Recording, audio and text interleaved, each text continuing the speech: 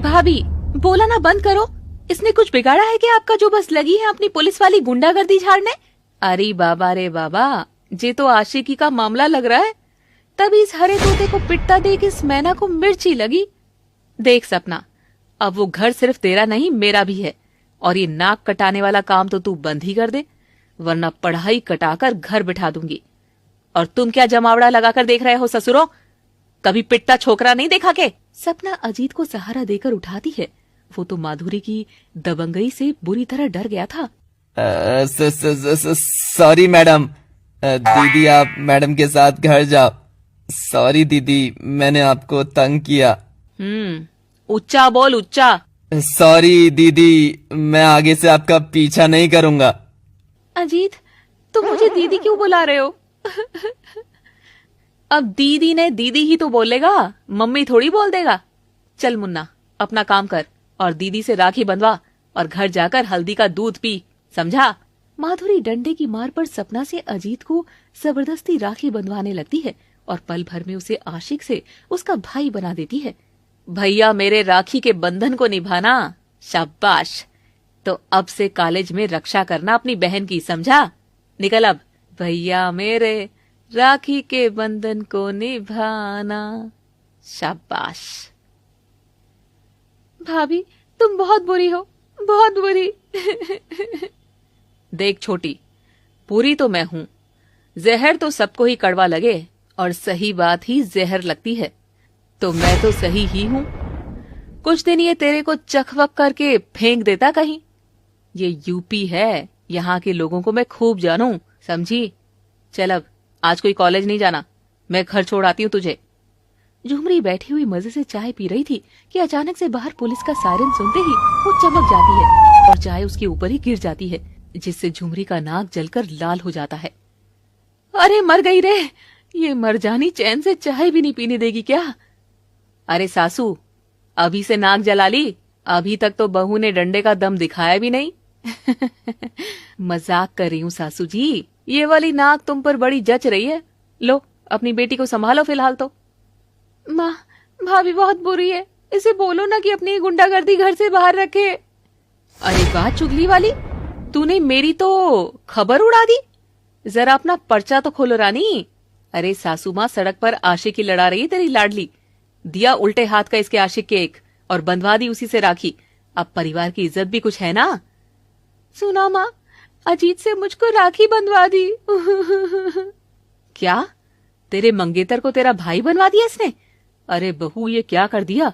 1 साल बाद तो हम दोनों इन दोनों की शादी करवा रहे थे, तूने उस लड़के से राखी बंधवा दी? क्या शादी? पर वो तो कॉलेज। हाँ तो कॉलेज में ही तो साथ पढ़ते थे। इसके बाबा के दोस्त का बेटा था तो दोनों का रोका करवा दिया था। सत्यानाश जाए तेरा, मेरी बेटी का जीवन ही खराब कर दिया तूने। झुमरी अपनी लाल पीली नाक के साथ सपना के बाजू में बैठकर सर पकड़ लेती है।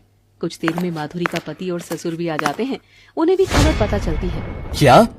ये तुमने क्या किया माधुरी? इतनी गुंडागर्दी ठीक नहीं है। क्या तुम अकेली ही इस पूरे शहर में पुलिस वाली हो जो हर जगह वर्दी का धौंस जमाती रहती हो? भूलो मत, अब तुम्हारी जिंदगी बदल गई है। ये ससुराल है तुम्हारा, मायका नहीं।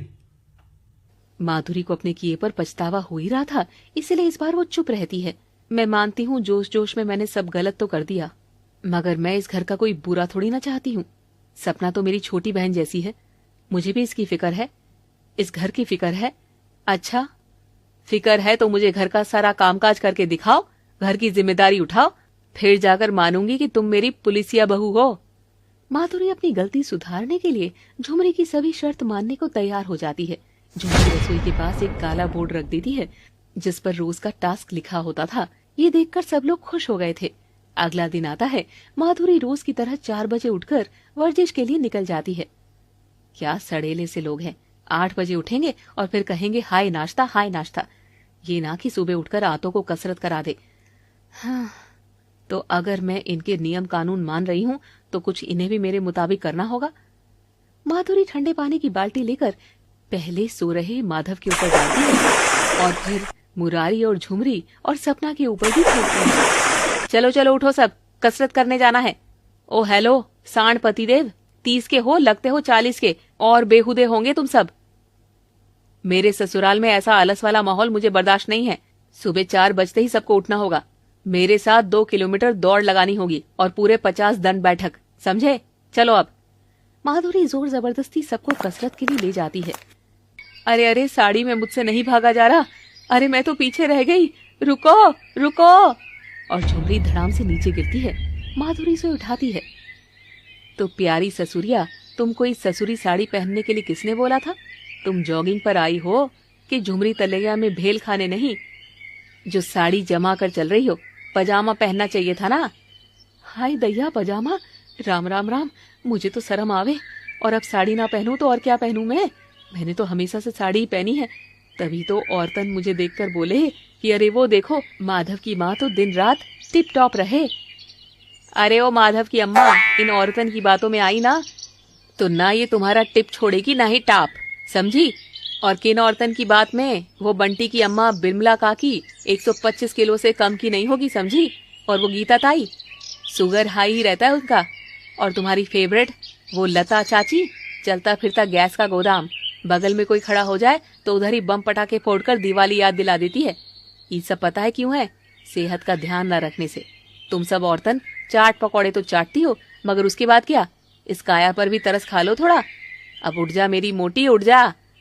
माधुरी सबको कसरत कराकर घर ले आती है और सब बेहाल वहीं फर्श पर फैलकर पड़ जाते हैं। इसके बाद माधुरी बोर्ड पर लिखा काम पढ़ती है। 50 रोटियां रोज सुबह, 3 सब्जियां, झाड़ू पोछा रोज, सब बिस्तर जमाना। बस इतना ही? कोई और मिशन होता तो वो भी दे देती सासू।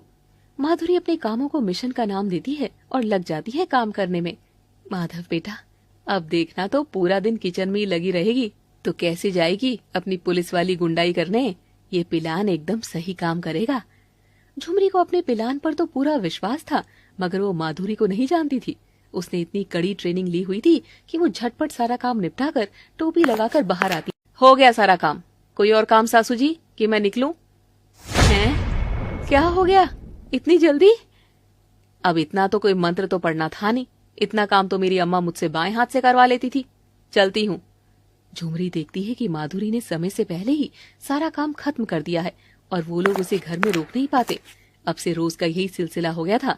माधुरी सबको सुबह पहले जगा देती और डंडे मारकर कसरत के लिए ले जाती, जिससे सब लोग पूरे दिन थके थके रहने लगते हैं। सब बेहाल जमीन पर ही पड़े थे। भाई, नहीं बर्दाश्त हो रहा अब तो शरीर का अंग अंग दुखने लगा है। सुबह 4 बजे जाग जाग कर आंखें सूज गई मेरी। तुम इसको तलाक दे दो। पागल है क्या? तलाक की बात भी करी तो जेल के अंदर मिलूंगा। और जज को क्या बोलूंगा? बीवी को तलाक इसलिए दे रहा हूँ क्योंकि वो 4 बजे उठाकर कसरत पर ले जाती है। हाँ? माँ बाबूजी, तुम दोनों ही कुछ तो करो। मैंने तो उस गुंडी भाभी को फंसाने के लिए अजीत के साथ वाली मंगनी की नकली कहानी भी बना डाली, यहाँ तक कि अपने प्यार से राखी तक बंधवा ली। और क्या करूं अब? दरवाजे के बाहर खड़ी माधुरी सब सुन लेती है। उसे सुनकर बहुत बुरा लगता है। तो ये सबकी मिली भगत थी मुझे घर पर बांधे रखने के लिए। इतना भी क्या मुश्किल है इन लोगों का ये समझना कि मेरे लिए मेरी ड्यूटी बहुत जरूरी है। जैसे सास के लिए रसोई, सपना के लिए कॉलेज, माधव के लिए ऑफिस, वैसे मेरे लिए मेरी ड्यूटी बहुत जरूरी है। इन सब ने मुझे पछतावे के घेरे में खड़ा करने के लिए ये अजीत वाली कहानी बनाई ना। पर बस अब बहुत हुआ। अब मैं इन सबको सजा के घेरे में खड़ा करूंगी। माधुरी चली जाती है और कुछ देर पड़ोस की चाची ललिता आती है। ललिता के आते ही झुमरी और सपना झट से अपने नाक पर पल्लू कर लेती है। आ गई चलती फिरती सिलेंडर कहीं की। अरे बहू, दहेज में बिस्तरा नहीं लाई क्या जो सबके सब जमीन पर पड़े हैं? अरे दहेज ना लाती तो चलता, बस सुख चैन शांति साथ ले आती रे ललिता। तू तो जब भी अपने बेटे की शादी करे तो जांच परख ही करियो। ऐसी गुंडी बहू आ गई तो हो लेगी सेवा तेरी। तो देख तो अंग अंग दुख रहा है, मगर वो तो मैडम गई है ड्यूटी पर। अच्छा, पर मुझे तो तेरी बहू बहुत ही कूल लगती है। अरे कूल नहीं समझी क्या? ठंडी ठंडी जैसी कुल्फी। क्या खाक ठंडी है? अरे आग का गोला है गोला। तू मिली नहीं ना, तू एक बार मिल उससे, फिर देख तुझे भरे सिलेंडर से खाली में कैसे बदलती है। ठीक है, ताने मत दे। अच्छा, मैं तो किसी काम से आई थी। बहू कहाँ है? उसी से काम है। वो मेरी लोहे वाली कढ़ाई नहीं मिल रही है, जरा वो ढूंढकर बता दे तो मदद हो जाएगी। इतना सुनकर ही झुमके के दिमाग में एक और खुराफात आती है। और वो खुश होती है। दूसरी ओर थाने में बैठी माधुरी भी सास को तंग करने के 100 तरीके वाली किताब पढ़ रही थी। देखते हैं सास बहू की इस जंग में क्या पुलिस वाली बहुरिया जीतेगी या पलड़ा सास का ही भारी रहेगा। इसके लिए देखते रहिए